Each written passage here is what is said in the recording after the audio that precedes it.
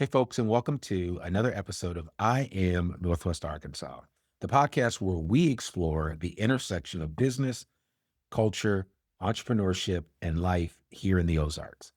Today's episode touches all of those themes through the lens of community art, healing, and resilience. We're joined by Monica Moore, a multidisciplinary artist based right here in Fayetteville, Arkansas, whose project, the COVID Hearts Project, transforms loss into remembrance and creativity into connection. This large scale public memorial, made of thousands of paper hearts, honors the over 13,000 lives lost to COVID 19 right here in Arkansas. Monica shares her journey from digital photography to mixed media, how she turned grief into art, and why this project has become a grassroots movement for healing across Northwest Arkansas and beyond. Monica, how are you doing today? I'm great.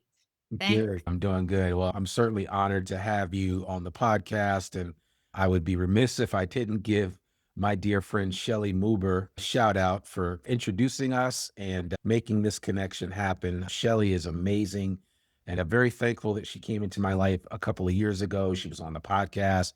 It's the only podcast title that I've had the words Wu-Tang Clan in it. So there's something about Shelly that's just really special, and to know her is to love her. So I appreciate her pulling this together. I'd love for you just to maybe give a quick introduction of yourself and a little bit about your background. And then I want to get into your creative and professional journey.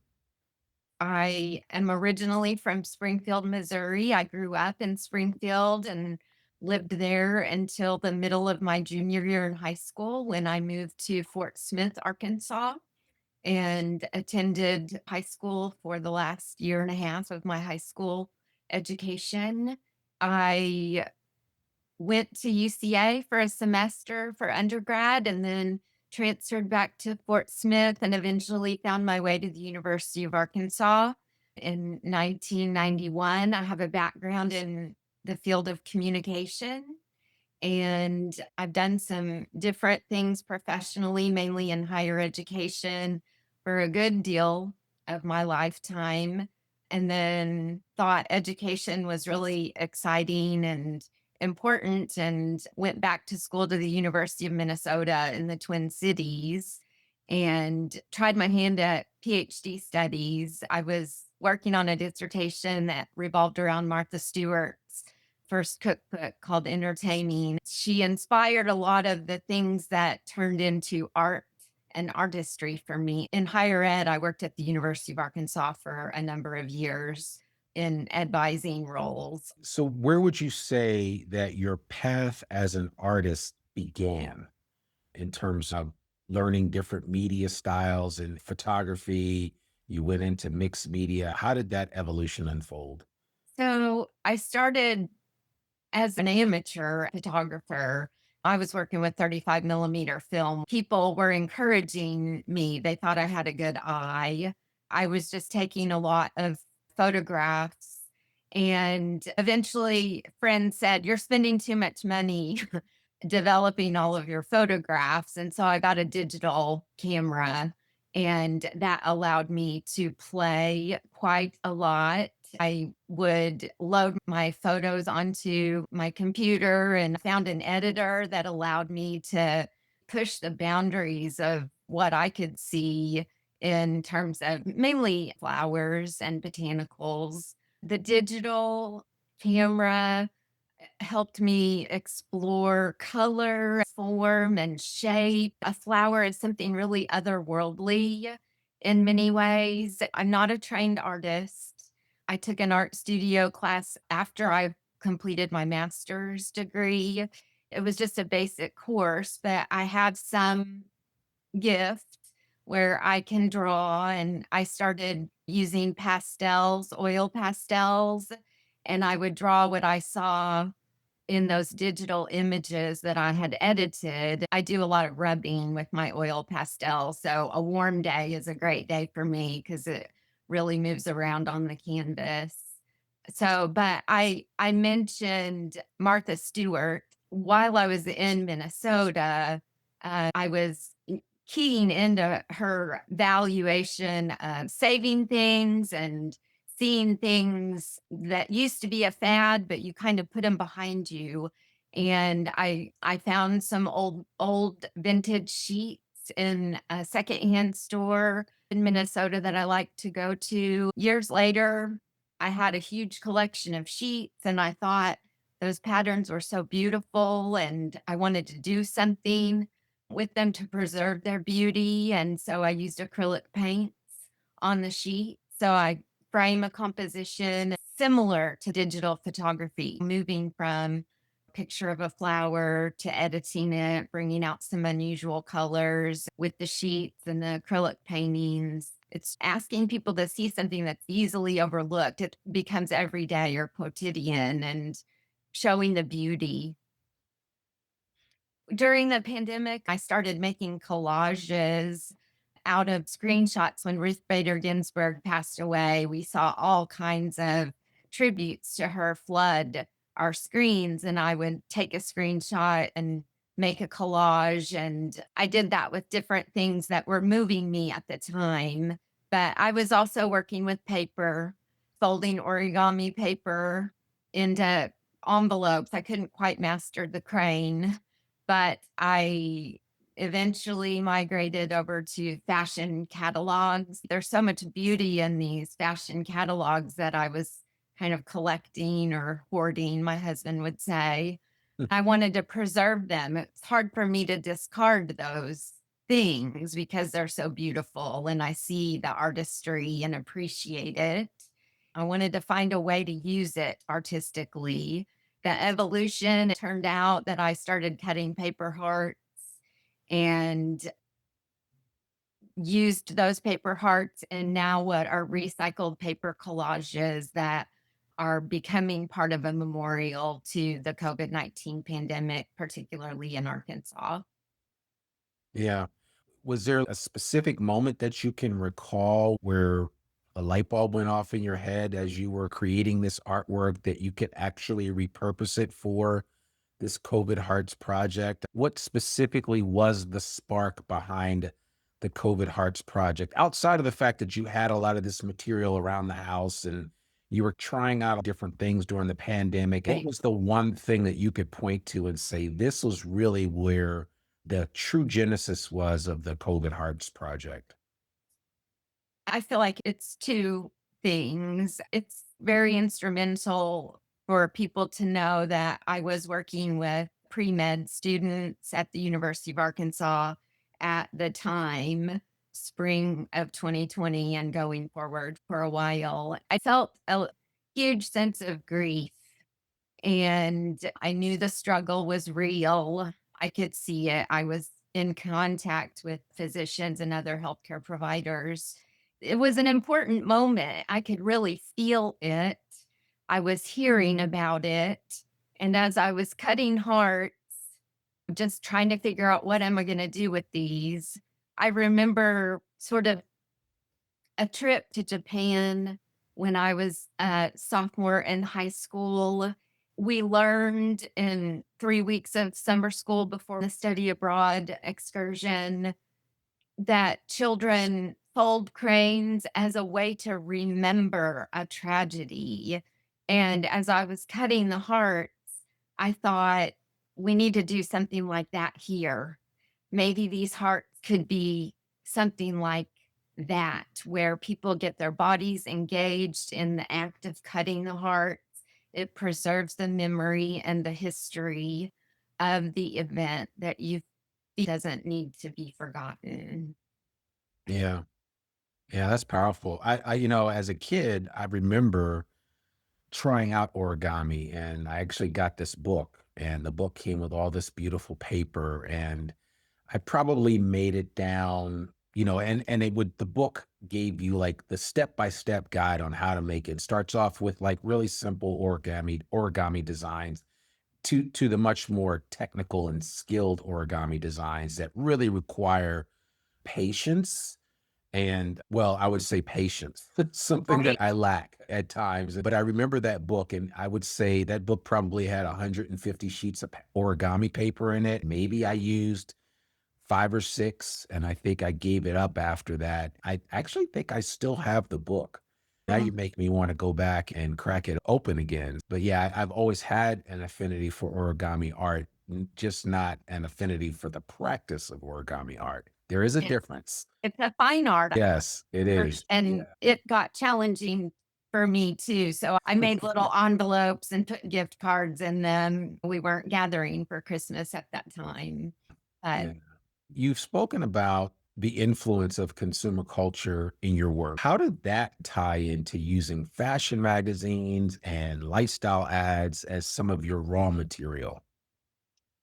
consumer culture, my interest in understanding the role that consumer culture plays in our lives and material culture. That was part of what I was looking into when I thought I was going to become a scholar. Material culture, it says things about who we are, it keeps us dreaming.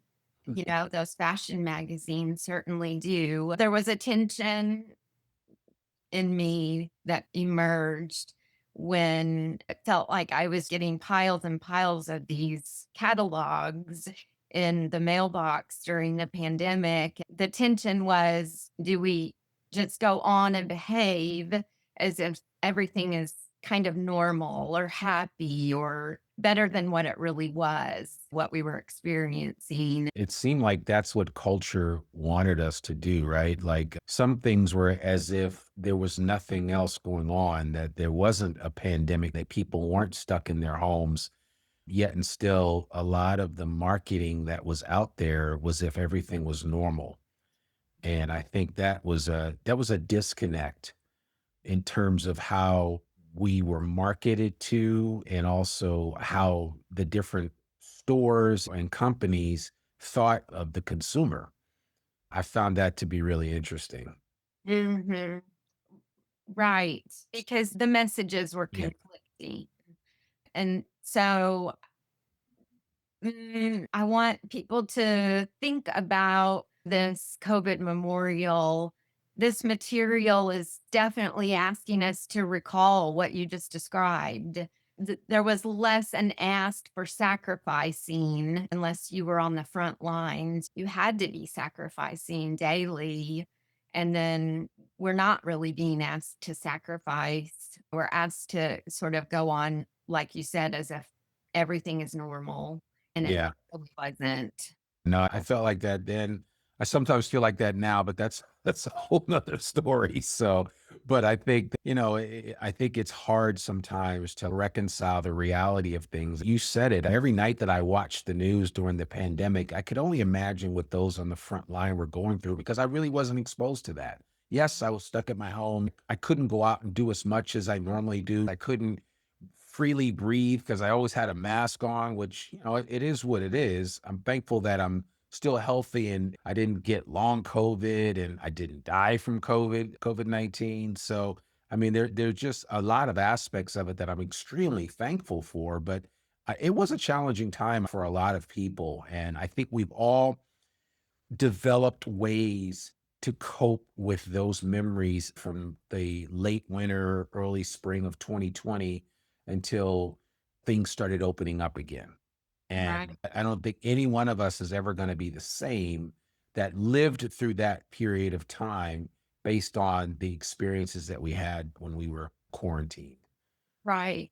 It's not uncommon to hear or to read about or hear if you're listening, to your radio broadcast, news, or reading online. The pandemic is it's still with us. There are young, young kiddos who face deficits even still. And, right. It's marked us definitely. You talk about coping. Some folks who've seen the exhibit admit that their coping is to push the memories down, to push them away. Then they see the memorial and it revives all of those things they wanted to turn away from. A lot of times they had to turn away from it to cope, just like you said. It's like you reopened an old wound, right?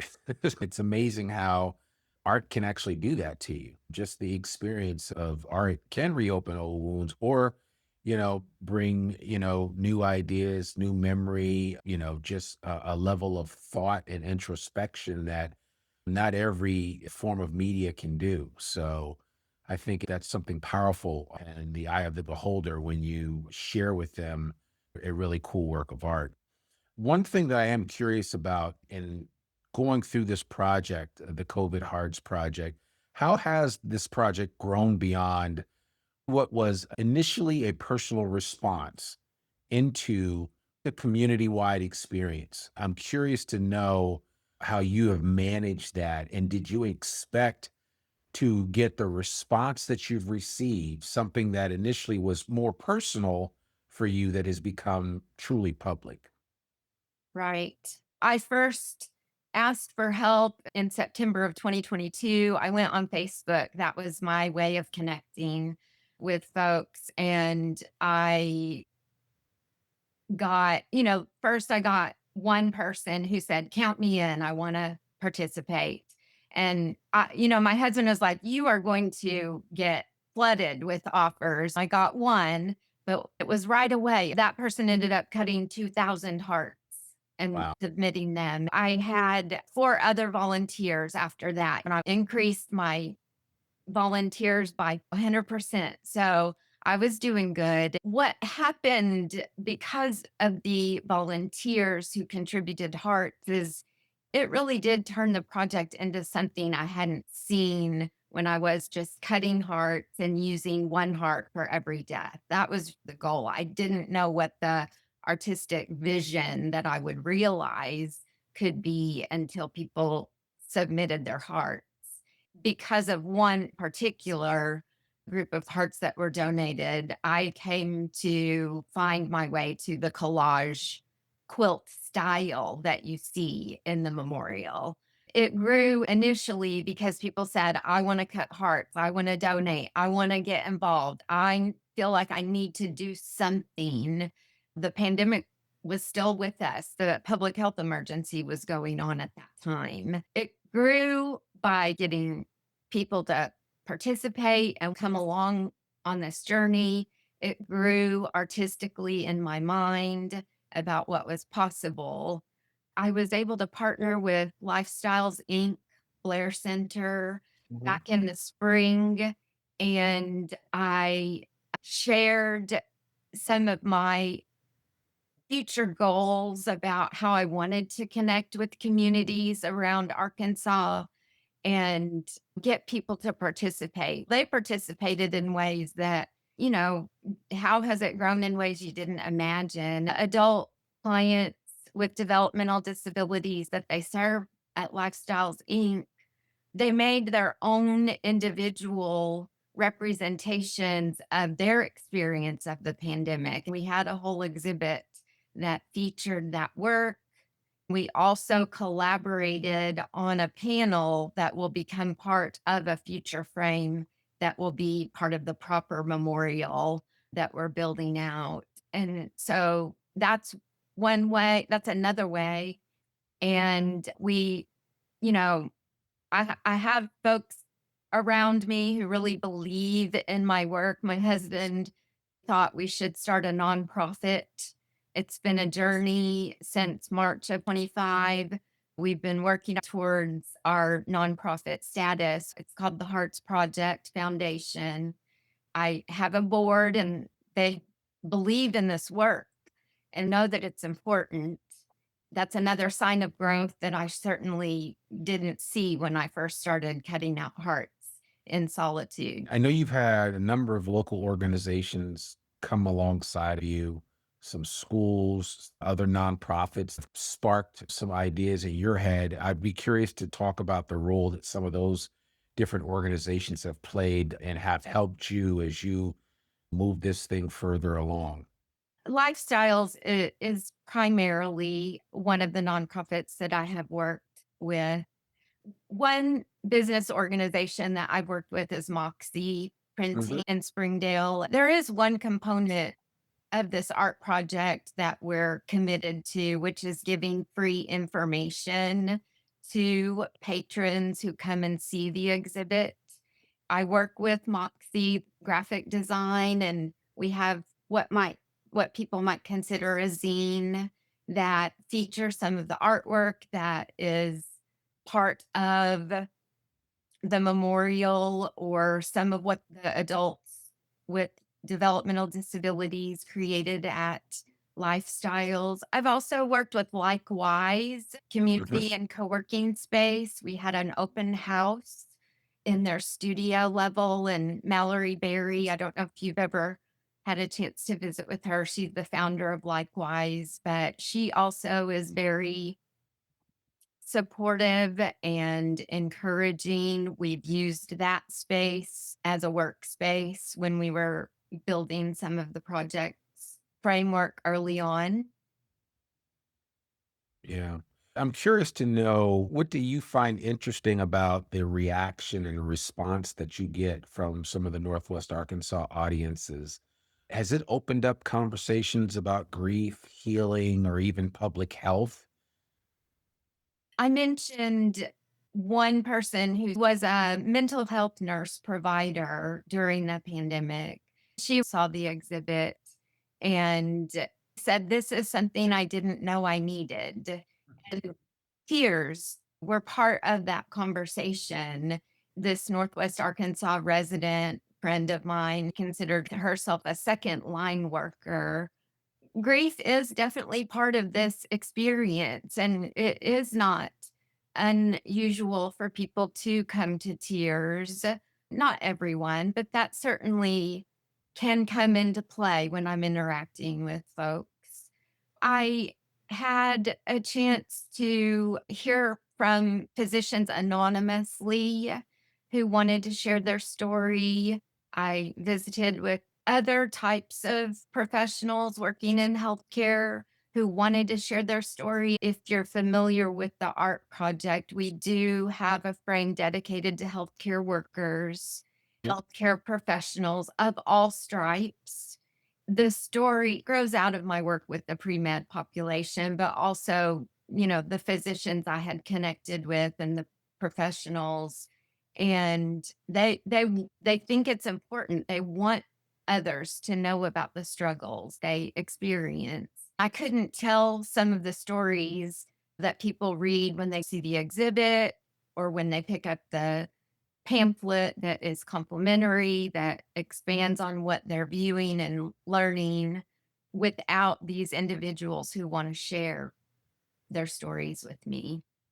Yeah, I mean, I can only imagine that. Your program allows some people to unpack some of what they experienced during that time, especially those that were on the front line, as you indicated. And I appreciate you sharing the story of the healthcare worker that really had a chance to excel as they experienced your project. When you think of this project, it kind of lives at the intersection of art, a little bit of education, and public memory. How have you, as the artist, balanced the creative side with organizing, logistics, and the partnerships that you've had to bring together to bring this thing to the public? How have I balanced those things? Yes. Yeah. That's a great question. You have to be organized. Sometimes you have to be willing to sacrifice one thing so that you can focus on another. Asking for help is definitely a way to balance, but also keep moving forward. You call on some of those skills that you develop from other times in your life. I can hear the voice of someone I know who says, "You need a good balance, Monica. You don't need to do, all of the coordination and trying to find exhibits and trying to do the public relations and, you know, taking care of the accounting side of things. You still want to be engaged in the art too, but you can't have the art and push it forward without doing these other things. So you prioritize according to what's the next step, what's the next major move we need to make right now. And then you make that, and then you open up some space for the art to come back into play. Sense. Well, it does make sense, and I totally get it because I've had a chance to talk to a lot of other people that have been in your position and are in your shoes with whatever they are focusing on and trying to bring to the public. I do have a loaded question for you. Do you think this is something that you could have pulled off someplace else other than Northwest Arkansas? Or has Northwest Arkansas been kind of the best canvas for you to do a project like this? That's a good question. I will say that the project debuted at the Fort Smith Regional Art Museum in July of 2024. I have some strong support coming from Fort Smith. Northwest Arkansas, I don't know. I think sometimes it is where you're planted, just as a result of the different experiences that I had in my career over time led me around to working with professionals who I had actually advised as students at the University of Arkansas. I hear from other people that are in your position or have created something and they feel like that because of the environment that Northwest Arkansas provides for artists, there are so many different levels of support in their endeavors that it makes it easier. So that's kind of what I meant by it being a loaded question. I've had more than one artist on this podcast that has talked about their creation and their creativity and what they were sharing with the world, and how, because they were doing it in Northwest Arkansas, it actually made it easier for them to do that.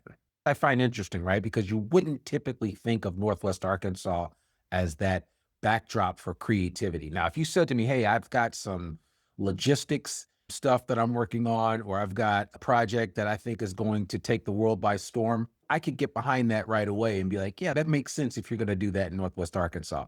But you don't think of the artist community, the creator community in conjunction with Northwest Arkansas. However, you do now. And that's my point, is that this has become a place where stories like yours are more commonplace than they were maybe even 10 or 15 years ago.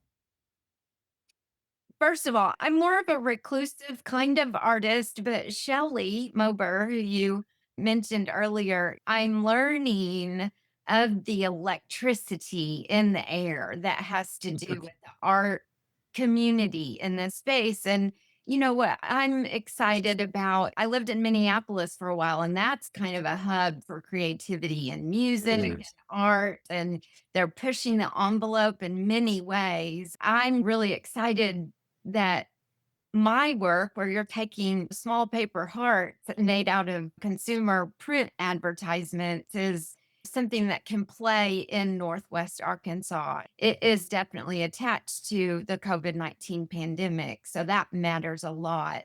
But the material that we've chosen for the memorial, I think Northwest Arkansas is definitely joining the ranks of some progressive art communities. The Medium up in Springdale, I'll be exhibiting there in October of 2026. But, I went and met with Thalia. She'd heard the broadcast that was on KUAF when we were at the Fayetteville Public Library, and she was listening to it on her commute to work. She said, I just had tears because what I was saying really resonated with her and the experience she had with her kiddos and what they were struggling with when they were in junior high during the pandemic. But yes, I think Northwest Arkansas definitely is welcoming this project, and I'm very grateful for that.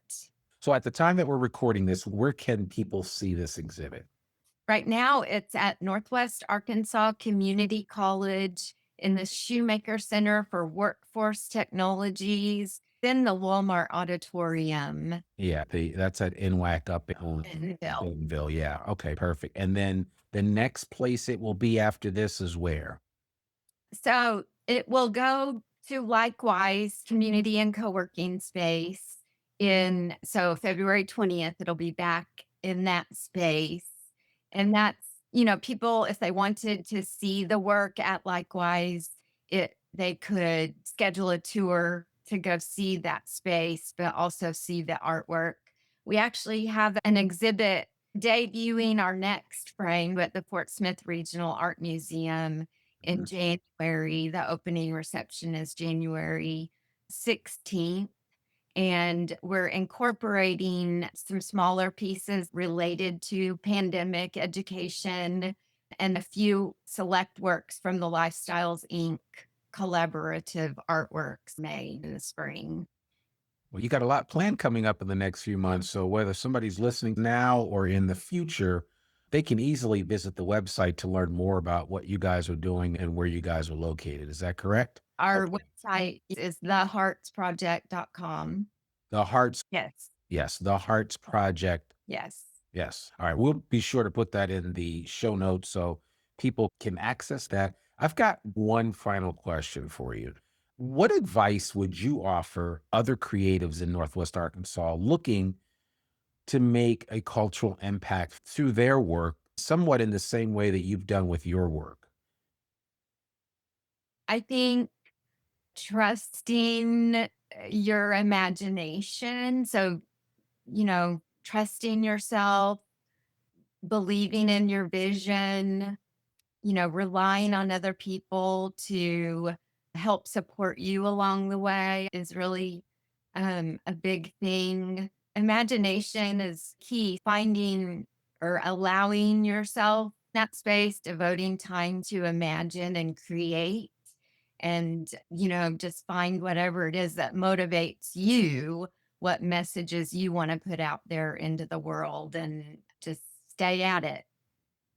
Yeah, and I think that's really good advice. And I think because of what your project represents, too, the one word that comes to mind is resilience. This is definitely one of many ways that art can help support public well being. I applaud you for stepping out in faith in doing this project and for the feedback and response you have received. I'm encouraged by it. I hope those that listen to this podcast episode get out to check out the COVID Hearts Project and learn more about you, your artwork, and the focus of this project and what it represents, especially the lives lost during COVID-19. I think sometimes it's lost on people that it was actually a pandemic. A lot of people died, like a lot. And so I think we forget that.